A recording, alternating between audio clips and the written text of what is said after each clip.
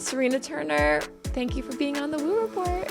Thank you for having me. So happy to see you. I know. It's been somewhere between 10 and 15 years. Who's to know? Unknown, but I'm so happy you're here. Me too. You recently wrote a personal essay about your experience with MDMA therapy. And your story is so emotionally vulnerable, and you confront your trauma, and you've come out on the other side with the use of this modality that has a huge stigma around it. Mm-hmm. So can we start there? Can we talk about the stigma around MDMA and MDMA therapy? Yeah, I mean, I think with many stigmas, a lot of the time they are a function of us just not really understanding things. And so I think with MDMA therapy, because it is illegal, there's just not a whole lot of information out there about it, honestly. MDMA therapy first started in the 60s, but like it is now, it was very much so like an underground movement. Again, because it was illegal. And I think ever since then, MDMA can be lumped in with LSD. It is the pure form of ecstasy, with Molly. And so I think people just think of it as a party drug, and they think of raves and glow sticks, and they don't understand that when used in a controlled setting, which is what I did and what everyone who tries MDMA therapy is, it can be just hugely therapeutic and healing. I just would love to raise awareness about it so that people can understand. Totally. It's illegal. It's like a schedule. Is it called a Schedule 1 or a Schedule? Yes. Schedule 1 drug. Right. Mm-hmm. So it's been criminalized for many years. Exactly. Criminalized. Perfect. Right. Yeah. But people are using MDMA recreationally. I know I have. Maybe you have. Yeah. I know that the first time I tried it, but I swear to God, it just didn't really have that much effect on me. It was at Coachella. Oh my God. I'm such a cliche. What year? What year? I think it was actually like a great year because it was the hologram year. Oh my God. So yes, it was there. like the Dr. Dre Snoop Dogg, which is to this day like one of the best musical experience of my time. Yeah. So who's to know whether I was just feeling groovy because of the drugs or who knows, but it just didn't really affect me that much. At least I didn't think so. What made you decide to do this therapy? I just felt so stuck. I just felt that there was some part of me that until I figured it out and unblocked it, so to speak, is how I can best articulate it, I really wasn't able to move on until the next phase in my life, specifically with career and a relationship. I think I was just repeating a lot of the same toxic patterns and just couldn't get out of my own way. I had tried talk therapy right after COVID. I mean, I think we're all a little traumatized. Mm-hmm. And I certainly learned a lot of useful tools about myself and whatnot. But it got to a point after maybe 2 years or so where I would just, oh, fuck, it's Tuesday. I have therapy today, and not know what I'm going to really talk to her about. Like I was just kind of running out of things, and therapy is expensive also. Like I just didn't want to keep paying someone to listen to me talk about who knows what. And I had suspected that maybe it was something to do with my relationship with my father. Love my father. We're very close. I know he loves me, but there was certainly a lot of tough love going on when I was growing up. I'm the oldest. He's the oldest. I don't know if it has something to do with that. But yeah, I just suspected that maybe something in there might have caused the block. And I even tried EMDR, not MDMA therapy yet, and still felt blocked. And so my mom, of all people, mentioned to me one day that her family friend had tried MDMA therapy, and it changed her life. And so that's kind of what set me off on that. I just love that it was your mom. I love that it was your mom. She's a cool mom. She's a cool mom. So the first thing that you do is you reach out to the therapist, and as I mentioned a few times, it's illegal. So you have to, it's a little cloak and dagger. So my family friend gave me your number. I reached out. I had to reach out like a few times. You set a call just to make sure that you're a proper candidate for MDMA therapy. But for the reasons that I explained to her, is basically what I said to you. I just feel so blocked. I don't know what to do. I was frustrated. And she explained to me that that is a pretty common reason why people turn to MDMA therapy. So it turned out, I was a fit. Let's move forward. We set a date. And then a few days before we scheduled the therapy session, you get on the phone with her again just to really see if you can drill down on what might come up during your session. And for me, at first I went over all the usual suspects, my parents, their childhoods, their divorce when I was like 27. And then finally, the very last thing and person I mentioned was my third grade teacher, Mr. C, and something that I didn't even realize when it happened was traumatic. However, my MDMA therapist, who obviously has done this for a long time and knew what she's doing, was immediately able to identify that, no, I think we've hit something here. And I think that's the block. And that acknowledgement alone did like wonders for me, because I just felt like I'd been searching for so long trying to figure out what the hell this block was. And so that kind of created an awareness and I guess knowing that maybe this is what we're going to focus on during my MDMA session, because I really didn't know before that call where they would take me. And your essay that you wrote for Marie Claire is so beautifully written, and it's about Thank you. the whole therapy experience, but you also talk about this incident that happened in third grade, which is just, it's honestly jaw-dropping. And for the listeners, do you mind sharing it? No, not at all. So yeah, when I was in third grade, I was standing at the front of the class by the whiteboard and was basically just given a list of words to spell. It was obviously a spelling lesson. And one of those words was does. And I inverted the O and the E. So I spelled it D-E-O-S. The teacher, Mr. C, who I mentioned, instantly saw my mistake, made an announcement, gathered the entire class around me. And then I remember he kind of like hoisted me up onto a table where the students usually sat. And then he, without any explanation, took my shoes off, then slid my socks off, and then put my little foot in his mouth and sucked on my toes for, at least several minutes. Because I remember he didn't explain it, but he was kind of like cracking jokes the whole time that was justifying it because it was so shocking. So shocking. And he was saying because toes and does. Yeah, it was a very thin justification. Indeed. It seems like there could have been a lot more effective, non-traumatic, non-abusive ways to illustrate this point. But I think that without getting too dark, just speaks to the kind of person he is. Like, he was probably jumping at an opportunity. I don't think this was spontaneous. I think he had planned this and maybe even done it to other students. And in the article, you say there was another teacher in the room. Mm-hmm.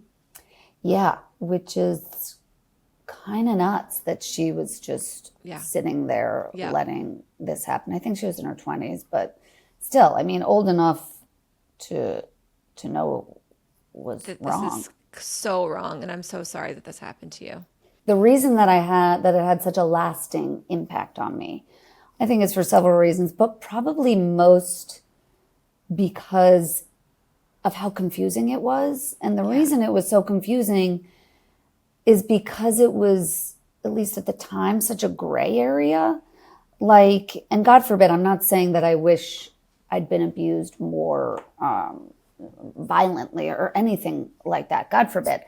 However, this did, it was not, it's not so clearly classified, I guess what I'm trying to say, as like, quote unquote, child sexual abuse. You know, I mean, he was joking the whole time, and he made it seem to me, to the other students, to the other teacher in that room, like a joke. And I think like a game of telephone, literally out of that classroom. It went into the rest of the school, was treated like a joke. Then it went out of the school to my parents, was also treated like a joke. And then it's kind of circled back to me, where it continued to be brushed off. And so because all these adults were treating it in a certain way, which was not serious, you know, I was 9. That's how that's how I digested it. And it was not healthy. Well, yeah. I mean, I don't know how you would have, without any support, your 9-year-old self is just like alone in that feeling. Yeah, totally. And I have wonderful parents. I just think they were also probably so confused. I mean, I kind of blacked out after that. Like, I don't remember. I remember that, obviously. And then a teacher had said something to my mom, which is who treated it like a joke. But then it's kind of blank. And I suspect maybe that's my brain kind of, I don't know, doing me a service there. It's just, I don't remember anything, but I know that I felt very confused and ashamed and embarrassed. That I know. And did you talk about this in talk therapy? I did at one point, and she was definitely shocked, but it wasn't, there was something about her reaction that just wasn't as profound as my MDMA therapist's reaction, or maybe, you know what, maybe I wasn't able to hear it then. I'm not sure, but I just remember it wasn't as much of it didn't feel as groundbreaking when I told her. And I'd never forgotten about it. MDMA therapy didn't pull this memory out of me, but I guess, again, it just speaks to the confusion part.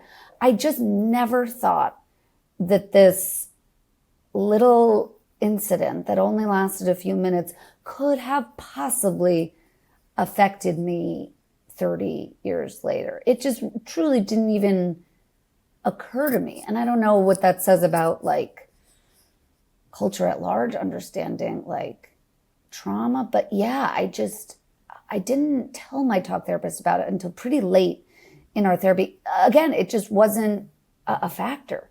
Right. It didn't feel like top of mind. Consciously, at least. Right. Yeah. Consciously. Okay. So then you end up deciding or realizing that this is going to be kind of the crux of what your MDMA therapy will dive into. So then you go there, you're on the couch. How does the MDMA help you move through this moment in your life? It removes the ego. And so you can kind of look at things a lot more honestly. But also I felt such feelings of love and joy, and also just like a curiosity too. I mean, it's the opposite of like pot. Like I'm such a loser. Like I don't like smoking pot because first of all, I feel like when it hits, I'm just like, oh no, get me out of here. What have I signed up for? And you know, you've like signed up for this state of being for the next however long it's going to last. And I just want to get out of it. Same. But with pot, I feel like I have no ability to rationalize. And so I feel very negatively about myself. But with MDMA, it just, as my adult 39-year-old self on the MDMA journey, I felt like an audience member watching a movie about myself And whatever age I am when I'm revisiting whichever memory, in this case, I started with my 9-year-old self. My 9-year-old self is the star of the movie that my adult self is watching. It's very trippy, but it seems to be like taking you through your memories and experiences with no judgment at all. It's just kind of laying it out for you in a very warm, loving way. Like, I'm sorry, I'm being wildly inarticulate, but no, it's a heart that's opener. just how it feels. Yeah, exactly. So you're watching your 9-year-old self. How does it change and how does it shift this block for you? It was a lot of metaphors, honestly. Like, so the first memory and experience that I visited, which was not shocking, was I went back to that 3rd grade classroom. And 39-year-old Serena is watching 9-year-old Serena getting her toes sucked on by her 3rd grade teacher. I remember a very specific image of he's sucking on my toes. And sorry, I know this sounds very trippy. And then like part of his spit literally entered my body and then my bloodstream essentially and stayed with me. But as a 9-year-old and for years to come, I had no idea. And so then I'm experiencing while watching at the same time how this did unknowingly affect me for quite literally 3 decades. And so I'm watching these scenes from my life play out, which seemingly have nothing to do with Mr. C and this experience.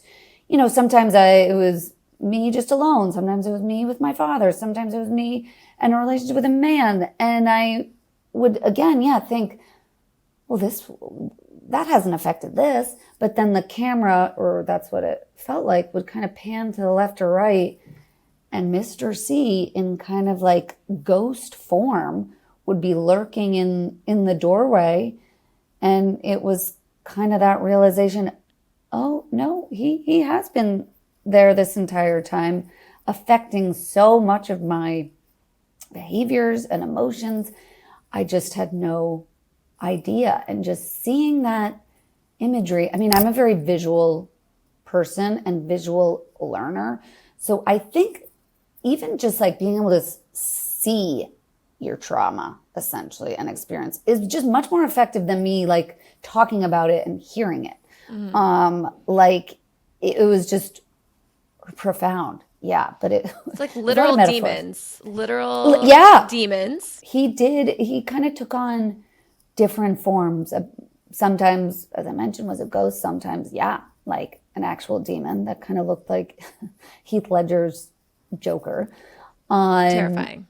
Yeah. At one point, he was kind of towards the end, he was basically disembodied and it was just his head. And my 39-year-old me and 9-year-old me, again, I know it sounds trippy, just joined by the hand and like chanted to him, like, I release you, I release you, I release you. And we did, and kind of purged him emotionally.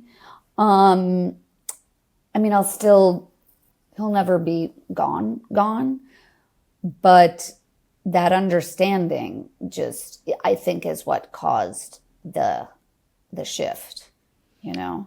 And so you have this experience and then you wake up. You're not wake up. You're not asleep. You're back. It's 5:00. You're hungry. You're ready for dinner. You're finished your MDMA experience and you feel different. You feel the shift. Yeah. I mean, kind of, you're still, so like in the immediate aftermath of coming out of it, you're definitely still a little groggy. I mean, you're with it enough. Like, for example, I ordered an Uber, or I ordered Seamless, walked into the restaurant, picked it up. But yeah, I wouldn't recommend like driving a car. But yeah, and then you kind of have a debrief with the MDMA therapist and just kind of talk through what you just saw and experienced. And and she gives you, she gave me a couple serotonin pills that just because you've used up a lot on you've taken the MDMA. But the MDMA is also in your system for a few days. You don't feel high, for lack of a better word, but it's still kind of working its magic. And so I remember I did MDMA on a Friday, which was great because I had the weekend to process everything. And it was wild. I felt like I was just connecting so many different dots and fitting so many puzzle pieces together of my adult life and how this single incident had truly just affected so many different parts and set me on a path that I didn't realize how I got on that path, I guess. But it was truly just enlightening. I never experienced anything like it. Now, looking at your life, the 39-year-old life, are you 40. So now we're 40. Happy birthday. Well, it's about to be my next birthday, which whatever. 41. Yeah. Same. It's okay. It's all right. Do you feel unblocked? Do you feel like things have started to happen in your life that you are really moving away from this incident? Yes. I mean, it's not like all of a sudden everything fell into place perfectly by any means. But I mean, I did a few weeks later sell a TV show that I had been working on as a producer, not a writer. Yeah, but this is a big deal. Yeah, no, That's not and an that easy was thing like, to do. no, I know. I need to like remember to Yes. give myself credit. Congrats. This is huge. This is a big deal.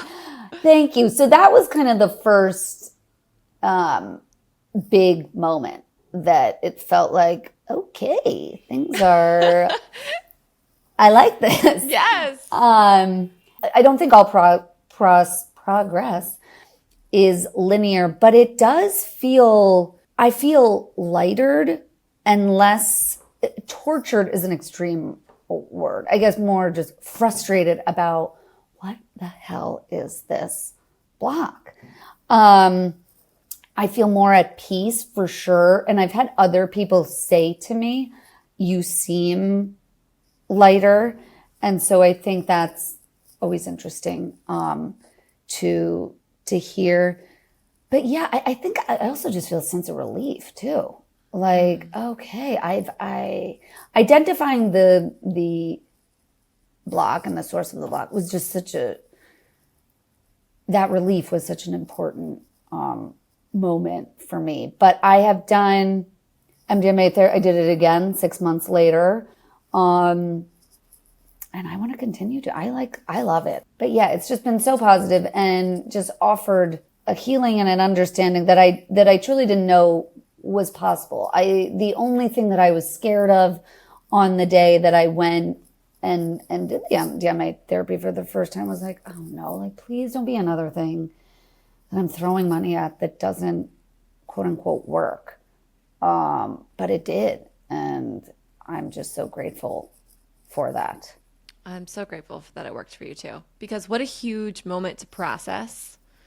Like you've been trying to process it. You tried to process it in therapy. You've like, Sure if you've hung on to it, you've thought about it being something, but it's like, how do you actually release it? And you got to hang out with your 9-year-old self and release it. It really felt like I couldn't graduate to that next chapter of my life until I turned the page on this one. And I was just unable to do so for so long, which just can make you a little crazy. Yes. So you had another experience, and then did Mr. C come up again in it? I didn't see him, but it was kind of he was an unspoken presence for sure, because it picked up only a few years ago and was showing me how this experience continued to affect my life. It was kind of just, a sequel to the first MDMA journey. So yeah, I didn't see him, but he was very much so present. And he didn't really need to, I didn't need to see him physically because I knew he was there. And it was, just kind of spider webbing almost, and showing like even more of my behaviors that were a result of what happened to me, kind of specifically as it relates to my male relationships. I mean, this sounds so weird, but like that, the toe sucking in third grade was unfortunately like my first sexual experience. Like, and so I think that level of it also is just... It's layered. Yeah. Yes. And there might be some more work to do still on it.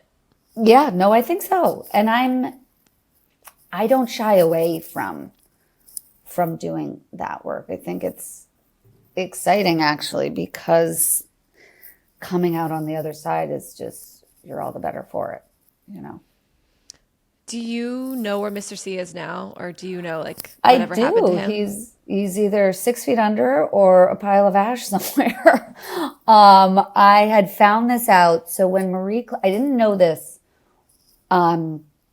when I did the MDMA therapy, or the essay was fully written. And then when Marie Claire told me that they did want to publish it, they needed to know where he was, because I use his name, and he might want to comment. And so I had kind of done cursory online searches for him before, but for whatever reason, I could not find him. And so I was able to, long story short, I did find out that he had died, but very recently. So this was, when I was speaking to Marie Claire about this was in May, and I found out that he had died in January. And continued I'm not sure. I was at that school, that was third grade, obviously, and I was at that school till ninth grade. And I think he was there for most of that time, but he continued his teaching career beyond just that school too. So, yeah. Oh man. Were there classmates of yours that remember that? Yes. So it's been so wonderful since the essay came out. It was a very small school. I think there were only like less than 25 of us in our entire third grade.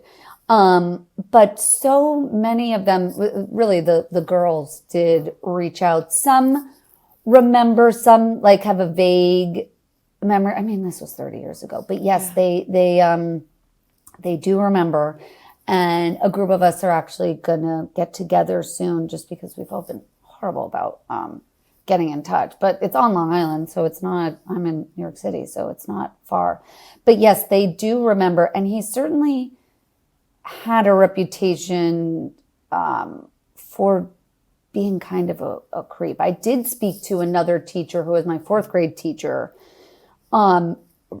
almost immediately, maybe a week after I did the MDMA therapy, just asking her, one, how did I seem to you back then? I remember loving this teacher and loving fourth grade.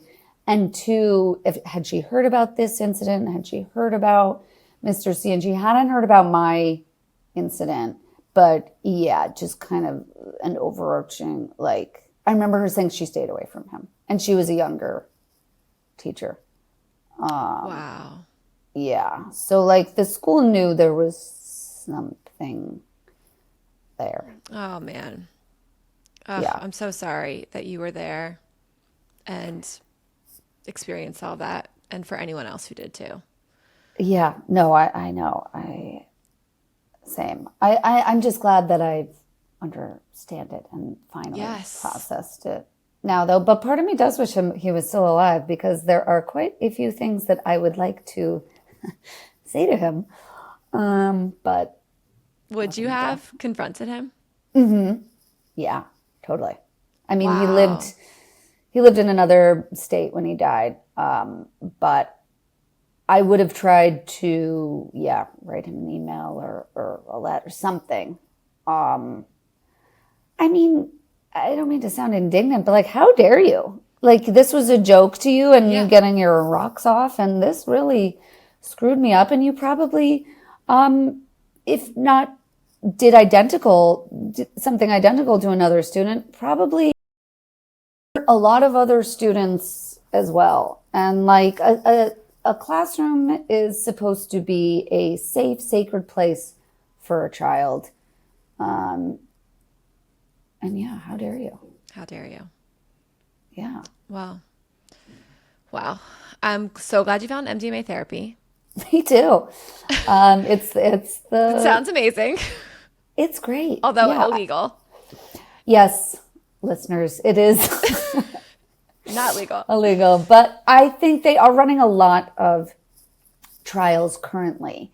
I have a Google alert set for MDMA therapy, so I literally get daily kind of updates about where things stand. And not just in the US, a lot of other countries are seriously ramping up their efforts because I do think there is a curiosity about MDMA. Specifically, it gets lumped in a lot with PTSD for vets. And so I think there's an interest in that community. I just think the world might be a better place if more people kind of healed from their trauma. It definitely would be. You know? Yes. So it does not take place in a rave or at Coachella. It takes place in someone's apartment. Yes, so exactly. Tell us more about what that looks like. So for me, and I think it varies from MDMA therapist to MDMA therapist, but I had the option of my therapist, and this is just my MDMA therapist, coming to my apartment or me going to hers. And I didn't really I have a dog, and I just didn't want to, also I just want to experience it, not in my home. So I just went to her apartment and you're in Manhattan. Yes, in the city, and I went up to her apartment in the morning and was there all day. So it was quite easy. But you can do it in group settings. I just did not. So you decided to do it yourself, and then what are you doing? You're laying down.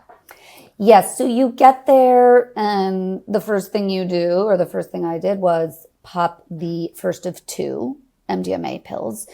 And then you're just kind of shooting the shit with the therapist, like just seeing what could come up. But we were just kind of talking. The election had just happened. Oh my So we were talking about that. But you're just kind of, it's funny because you're having this conversation. I knew it was going to take effect at some point. So you're just kind of waiting. And then all of a sudden it slowly kind of takes hold of you. I just remember kind of my vision got a little starry.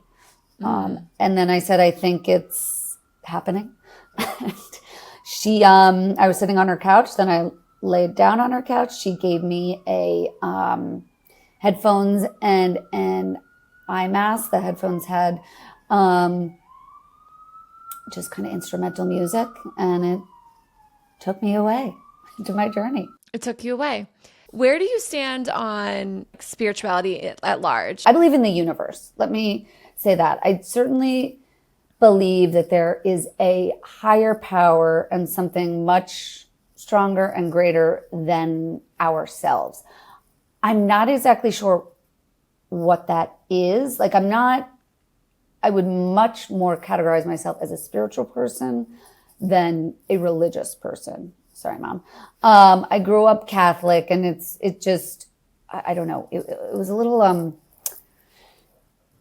unforgiving for me. And I kind of came into the spiritual side of myself, I think, a little later in life, or at least more recently. What a depressing thought to think that we're all alone and it's just us humans, I think there has to be some higher power, whether that's the universe or spirit guides or, I believe it's spirit guides. Yeah. Same. Yeah. I'm open. Which is why I said I'm not sure I have a system, because there aren't tenets I believe and others that I don't, but sure. I want to believe in all sorts of spirits. So I do. Yeah, we love it. We love that. Yeah. And I love the work that you're doing now to spread awareness and bring awareness to this therapy that has helped healed you is incredible. And your article was so beautiful. Well, thank you. Yeah. I mean, I just, kind of what we were talking about right up top, I think there's just such a stigma and a controversy and misunderstanding. And the only way through that is just by conversation and awareness. So that's what I hope to, I mean, it's a very big conversation with a lot of people contributing, but I hope to have a small part in that. And congrats on all of your work. Oh, There's thank you. so many exciting projects that you're working on. Slowly but surely.